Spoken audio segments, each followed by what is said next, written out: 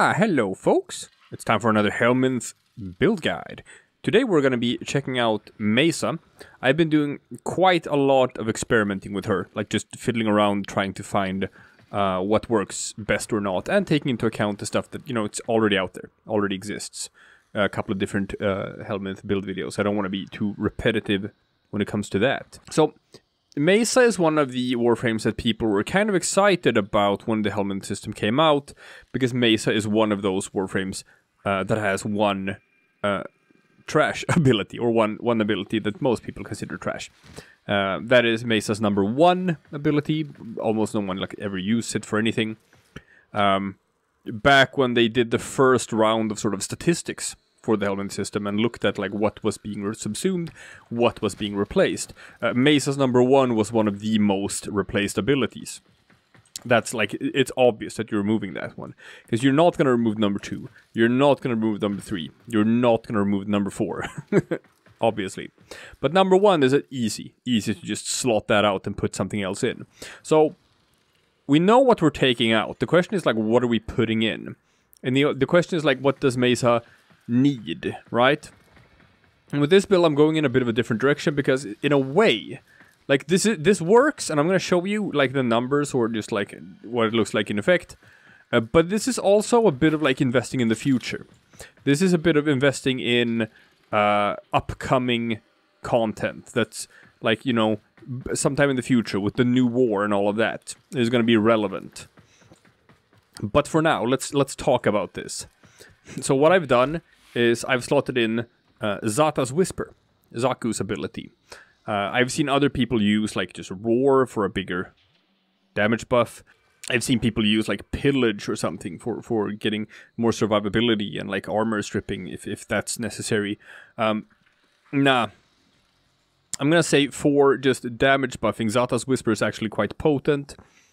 And if I were gonna go in the defensive direction, mostly when people build Mesa, they build for like negative range, like almost no range at all. A lot of power strength and a lot of duration, which is fantastic for Null Star, which is like just another layer of damage reduction. If I were gonna go with any defensive ability for Mesa, Null Star is the obvious pick. And that's probably going to work pretty well. So if you have a Mesa and you feel like your damage is fine, but you wish it was a bit more tanky, I'm going to say put Null Star in instead, in the #1 slot, and build this way. Build for negative range. Build for a lot of duration and strength, and it's going to work out just fine. You're going to get the damage reduction you want. But now we're going to be looking at increasing damage a bit instead. So what's interesting about Xata's Whisper is it only works with the damage to equipped weapons, but that works with the regulators as well. And it adds another source of damage on top. It's like another hit. It's kind of like with multi-shot, how each shot becomes 2 shots. This is not a damage multiplier or add-on to the damage you're doing. This is a separate instance of damage that's happening on top of the damage you're already doing. What that means is that, like, for example, faction mods, like, you know, Expel Grenier, Expel Infested, stuff like that, it's actually going to double dip in this and count twice. So that's strong if you're going to be using those mods.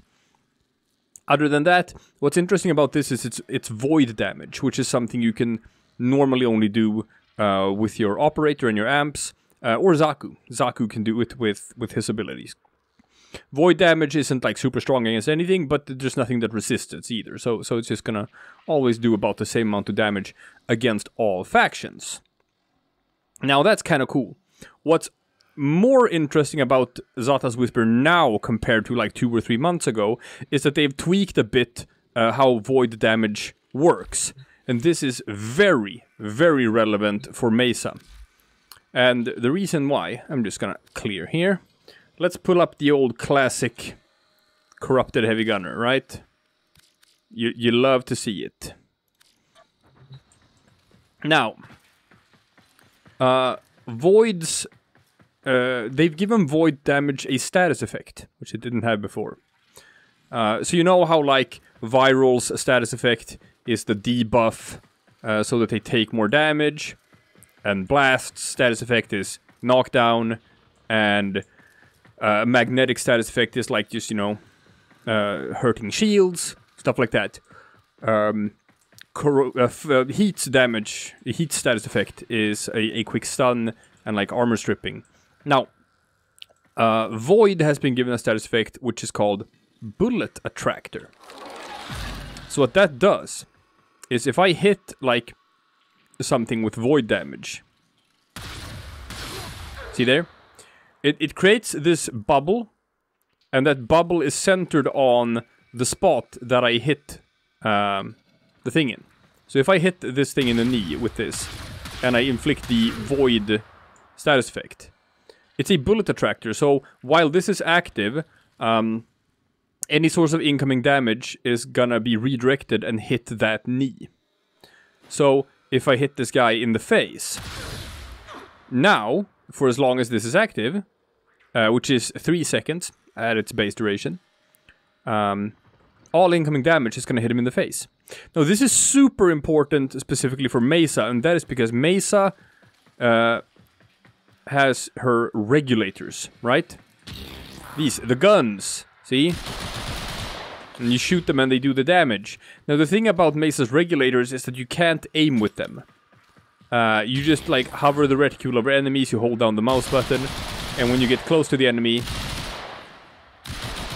when it's inside the reticle, you hit it. But as you can see, like, it's all hitting in the chest. Mesa can't do headshots with her regulators. Well, guess what she can do now? So what you can do now is you can do void damage to yourself, and you can prep the enemy by hitting it in the face, and then those regulators are gonna do all headshots for as long as the bubble is up. For that reason, it could be a good idea. It could be a good idea to, like, to add stuff like status duration to the pistol. So, what you want to do then, for a build like this to work, is you want to use, like, gear that's built for, like, 100% status effect and a hefty amount of status duration, so that you can guarantee that when you hit an enemy with this, you will proc the void status effect. And then you can just go to town with your regulators and just do a billion damage. Now, to this end, I am using kit guns. The reason for that is because kit guns have the Pax Seeker Arcane. You can see here, when you headshot kill an enemy, you seek out projectiles that burst from the target and seek the heads of nearby enemies, which is actually kind of cool because these projectiles are gonna they're gonna spread the void status effect to the heads of nearby enemies. It's actually quite sexy. I'll show you. So now I've also slotted in a bit of status duration, 30% plus 30%. It's gonna bump it up from about 3 seconds to about 5 seconds. So now, if we just do some void damage on ourselves and pop him in the face, it's actually like gonna add this bubble to like just everything around him, which is nice. So for 5 seconds, you can just go to headshot town. So you do like bam, and then you start raining down. Now obviously currently I'm not doing the maximum amount of damage that I can do, and that is because I have intentionally gimped my regulators a bit. I've modded them to do like radiation damage, which isn't particularly powerful here. I just put it here because if I kill the enemies too fast, it's too hard to sort of see the actual difference in performance. But let's check it out. Like, let's just we'll test the 3 different versions. We'll test just hitting everyone normally with the regulators and see about how long it takes to kill them. Then we'll try to do it with void damage, and then we'll try to do it with void damage and headshots. so we can just see the difference. Like, it's not going to be the biggest thing in the world, but you know, it adds up. So what I'm doing right now is I have a Xata with Exodia Hunt. I'm just using that to group the enemies together. So this is test number 1, which is just good old regulators, nothing special. 1, 2, 3, 4, 5, 6, 7, 8, 9, 10. Took about 10 seconds to kill these guys. Okay. Now for test number 2, we'll do the same thing, but we'll do it while having void damage equipped. Yeah. 1, 2, 3, 4, 5, 6, 7, 8. So about 8 seconds. So yeah. It's about where it should be. It's about where it should be. It adds, yeah, it says 54% void damage, but like it's gonna be like just, you know, an increase of killing speed of like 20% or something. That sounds reasonable. And now we're also gonna do headshots. So here we go. Xata's Whisper, headshot, and then regulators. 2, 3, 4, 5, 6. So yeah, as you can see, like it does do like a considerable difference. Here it's like just the difference between killing them in 10 seconds and killing them in 6 seconds, which is actually, you know, quite a significant increase in damage. That's neat. You can upgrade this further, which is obviously obviously slotting in the arcane precision. Normally when you play Mesa, you're like juggling between 2 different ones. You either use arcane velocity, which is easier to trigger. You're just on a crit, you get more fire rate. That's just gonna like basically happen all the time by itself. You don't have to think about it. Arcane precision, on the other hand, you have to first use a headshot to trigger it, which you can't do with the regulators. You have to do it with something else. And once you've done that, then you get 300% increased damage for 18 seconds. Now here, since this playstyle does expect us to do some headshots from time to time to trigger the void damage, that means that we do want to run Arcane Precision instead of Arcane Velocity. And what we can obviously also do is fix this damage output to what it should be. Which is, in this case, heat and corrosive, or heat and viral. Both work very well. And if I do that, then yeah, obviously, it's like the damage numbers are going to be even higher. It's going to be even faster. Which you know, with Mesa.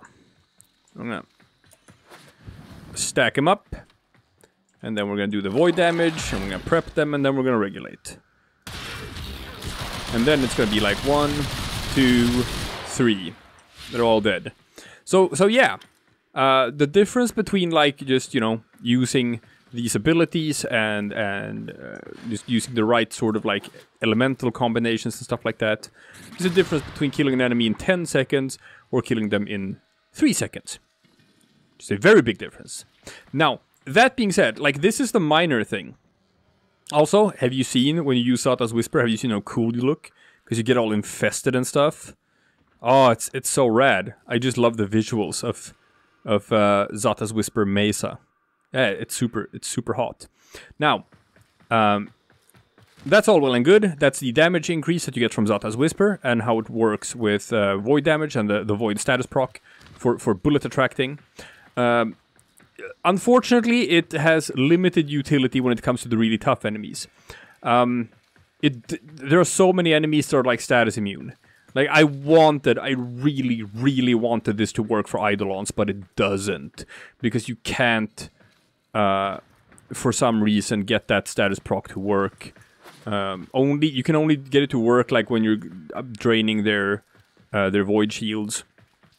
But once they're drained, then you're supposed to shoot the Cenobias and stuff.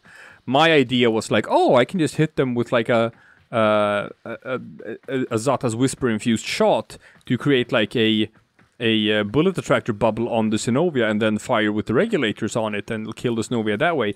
No, unfortunately it didn't work. I'm sad about that. And there are many enemies that are unfortunately status immune, and I tried it with like Lephantis and stuff as well. I can't get it to work. So it's like, for now, with regular enemies, which limits the usability somewhat. But hey, I'm sure there's stuff I've overlooked and stuff you can use it on. That being said, what this is really about is the Sentient. So let's just pull up some Sentients, shall we? Here, let's just pull up a nice big old Symbolist, level 175. Now, Mesa is still the go-to for Symbolists and stuff. If you remember back in Scarlet Spear, when you had to fight like really high level sentient enemies. If you want to damage them, you use Mesa and the regulators. But you still have their adaptation. And they create over time like damage immunity and damage resistance. So if I do my regulators, we'll see it like they'll do less and less damage over time. So check it. Yeah, it's like as you saw there, it's like just it does less damage over time. So the second half actually goes slower than the first half. You know what? I'll gimp this again, and just make it do less damage, and it'll become even more apparent how they build up their damage immunity over time. Woo! And here we go. Now, come on. There. So as you can see here, it's like it's going pretty slow now. It's down to a crawl, and in the end, where like you're barely damaging it at all, and then you have to step in with your operator and hit it with your amp, and you know, then you can damage it again. But here's the thing. Xata's Whisper and the void damage from it works exactly the way that Operator's amps do. So if you infuse yourself with Xata's Whisper, you actually deny Sentients the ability to develop damage resistance to your attacks. So if I do this, and then go into Regulators, he is not gonna develop any sort of damage resistance to this. And that is potent. That means that like for future upcoming Sentient content where you're supposed to like do stuff like in Scarlet Spear, where you have to run with your Warframe and fight against like normal high-level Sentient enemies, then screw all of that stuff that I just talked about with like popping headshots and bullet attractors. No, it's all about the void damage. Just infusing the regulators with void damage just means that the Sentients are gonna go bye-bye. They can't develop any sort of damage resistance. Which means that even if you don't have all of these super endgame stuff, even if you don't have a rank 5 arcane precision, and you don't have prime target cracker, prime pistol gamut, prime heated charge, primed everything, it doesn't matter. Like none of that matters. Because, hey, you can just make it so that the Sentients can't develop their damage resistance against your attacks. That's it. That's all you have to do. Why did I mod it this way? I modded it wrong. Here we go. That's the one I wanted. Yeah, heat and corrosive. Nice. So yeah, it does have some applications, this build. It's not as spectacular as I had hoped, because I had hoped to be able to use it on Eidolons. That was like the big thing with Xata's Whisper and Mesa. I tried it out, and if it had worked, it would have been like the new meta-defining thing. Like Mesa would have become the new go-to everything for Eidolons. But unfortunately, it doesn't work. So it's not as cool as I wanted. It's still pretty cool as like a pretty significant damage boost to Mesa as it is. And if upcoming content means you have to fight against Sentients, this is going to be very strong. This is going to be extremely strong, and it's probably going to be the go-to. So yeah, for offensive Mesa, go with Xata's Whisper. And even though I'm probably not going to make like a standalone video about it, if you want to go defensive with Mesa, I say Null Star. It seems like an obvious choice. So there you have it. Xata's Whisper Mesa. It's pretty hot stuff. Check it out. Damn, that looks cool.